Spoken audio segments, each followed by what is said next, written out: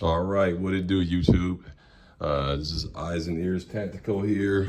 Just want to wish everybody a happy 2023. Hope everybody get what they want or improve where they started.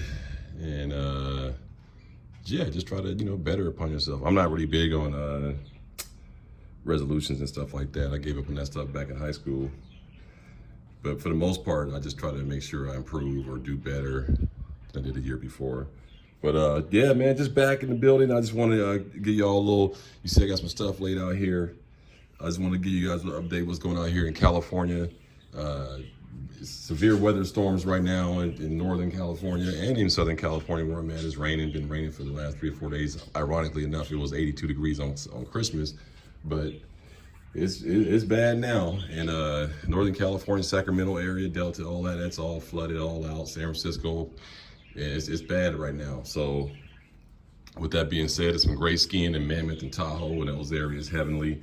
But man, it's crazy. Like the rainpour is going down. As far as Tony with that song, it never rains in Southern California. Well, that's some bullshit. It's coming down right now. But I know it's probably worse in some other parts where back east and stuff like that. So I ain't gonna complain.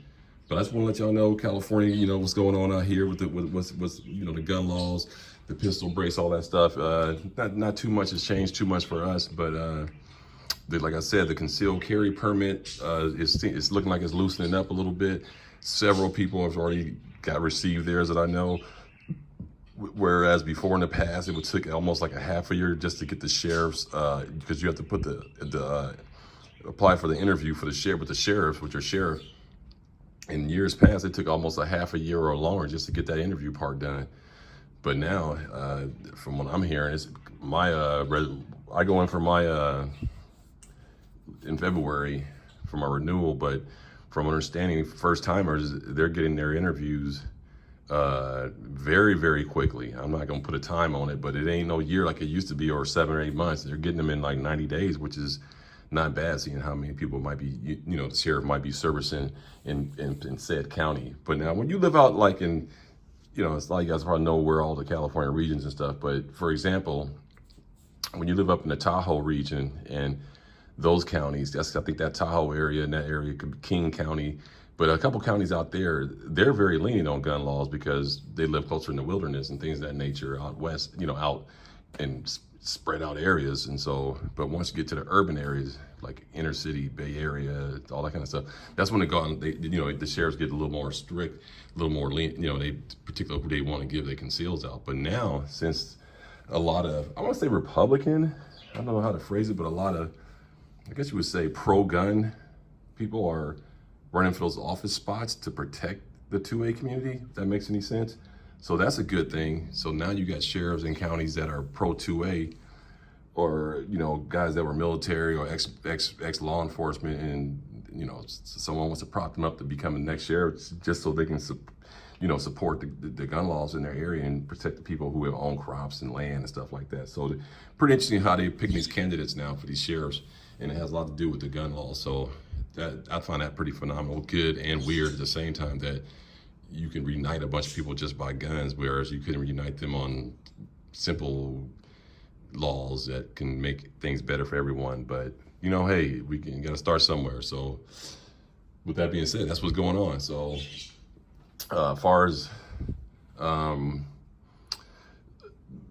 like, I've been paying attention, the crime is still up in California, but the crime is interesting. It's targeting crimes. Again, they're targeting people who appear to have money, who they know, the bad guys know, do not have firearms and probably would not put up much of a fight for their property, which is the smart thing to do. You shouldn't be fighting for property. If someone wants your stuff, just give it up, But yeah, LA is still big out there. A lot of high-end areas out here in Southern California, tourists getting jacked and robbed. So it's just terrible, man.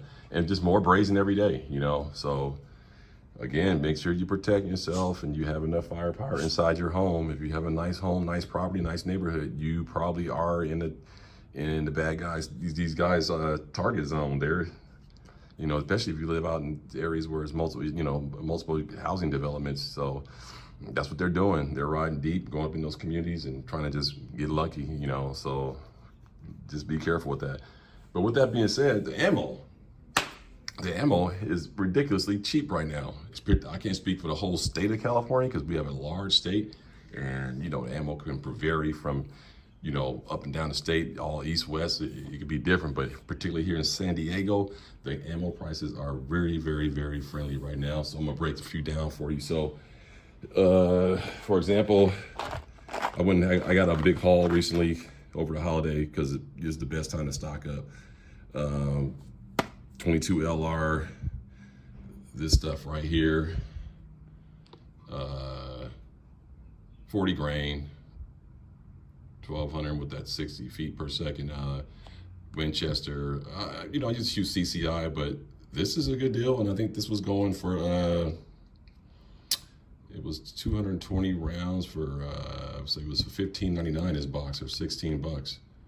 So that's not bad. $16 for 222 rounds. We're talking about California prices, so that ain't bad at all. Then they had the 45 auto on sale. So I went and grabbed a few boxes of these, 230 grain of Fiachi. They also had Federal, but they ran out and they had Fiachi. But I actually like the Fiachi a little better. You know, again, this is all target shooting stuff, just not home defense. So this box right here is $27.85, 50 rounds. It's not bad, man. You know, still expensive, but not bad. So I want to give a few shout outs to a couple of gun tubers. You know, on my last video, I was saying, man, what you know, about these little cases, what am I gonna do with these things? You know, so shout out to West B, man, right on, bro. He came in the comment section, explained what the cases, what these are for. I kind of had an idea what they were, but the way he explained to me, it was cool. So they're just storage cases, you know, when ammo that you probably don't want to shoot fast, you want to save it up in case of that shit hit the fan situation. So you put this in here with the little packs that, what are they, oxygen packs or saline packs or whatever, to keep the moisture out of them. Drop one of those in there and you can store up all your ammo. So West B, man, shout out to you, brother. Matter of fact, West B, you inspire me so much. I had a nice stockpile before the summer of 2022, but I shot a lot of it up. So Wes, I'm on my restock, as you can see. I'm about to go back to my 1,000. And if anybody know what that is, that's 1,000 rounds per caliber. So I'm on my way already. I'm about to restock because now, since I got this, I'm about to get into competition, and I got this, and this is gonna eat up a lot of ammo in practicing. And I'm not gonna be a reload guy. So, and I'm gonna be shooting this a lot. So I'm gonna use a lot of 9, you know, and so I'm gonna need some ammo, but I also need to make sure that I have my stockpile at the house. So West B, I got you, bro.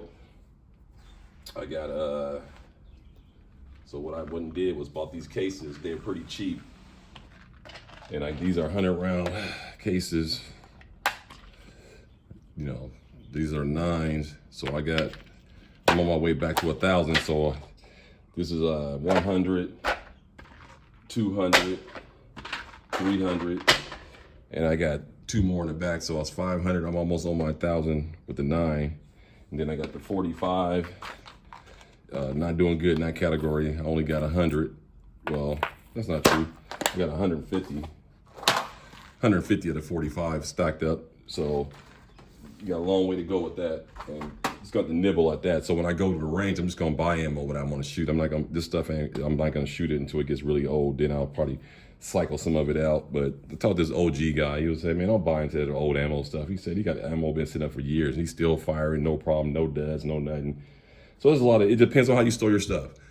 Cool, dry places, you're gonna be fine. Moisture, all that kind of stuff, humidity, not stored properly. Like, yeah, I can imagine if you had this in a box just sitting in the garage with water and all that kind of stuff, yeah, your ammo can be affected. But if you got them in cases like this, or even the boxes they come in and they're in a nice, cool, dry environment, man, OG told me you'll be fine. But, you know, to each his own, you know.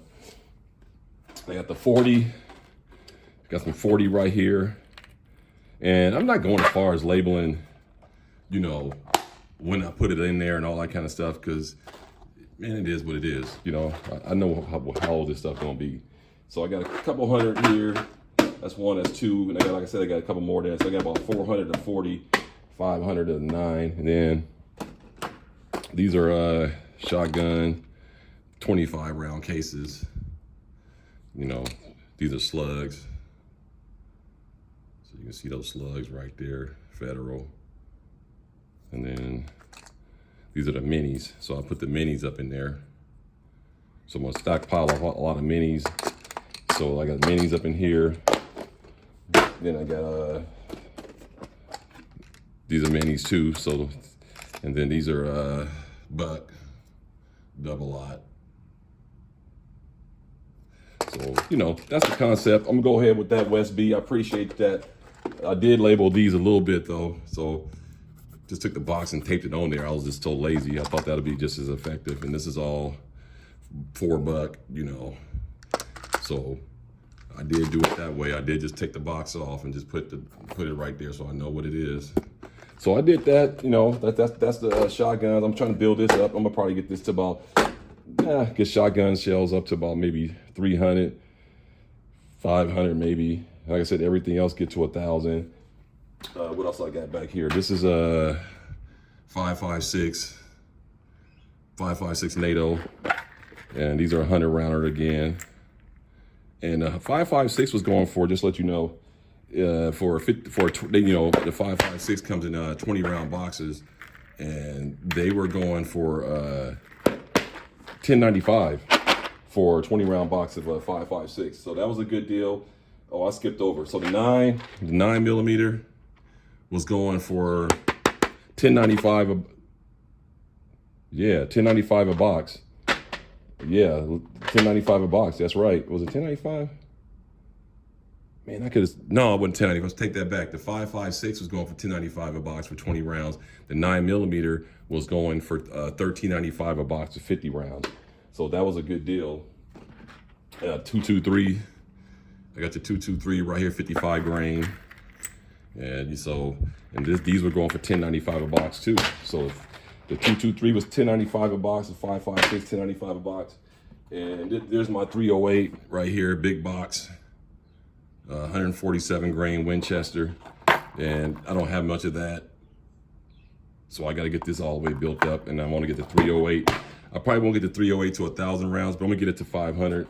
And so that's what I got right there, guys. So that's just a little bit of an ammo haul. Oh, the 40 cal was going for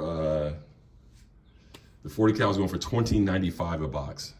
So in order, 5.56, $10.95, 20 round box, 9 millimeter, $13.95 a box, 40 cal, $20.95 a box, 45 was $26 or $27.95 a box. 308, they had 308. I bought 2 boxes. It was the match grade 308, and they were going for $11.95 a box. The shotgun shells were $5.95 for a box. The shells were $4.95. The slugs were $5.95. And I got you the 22 LR. But yeah, that's basically it, guys. Man, that's what I got. Like I said, I'm gonna have to get that 9 millimeter really stocked up, because I got to get this really. You know, these guns are unloaded, you know, so I got to get these things, get this thing running really good. I did put a 15-pound spring in, took out the factory spring guide rod, and so this thing's running real good. Excellent pistol, one of my favorites already, and shot the least. So love this gun, very light, super feel good in the hand. And so that's what I got for that. You know, this is a mother favorite one. I just love this, just 45, man. 45 is just a great caliber. You just feel so confident carrying this around, having this on your body.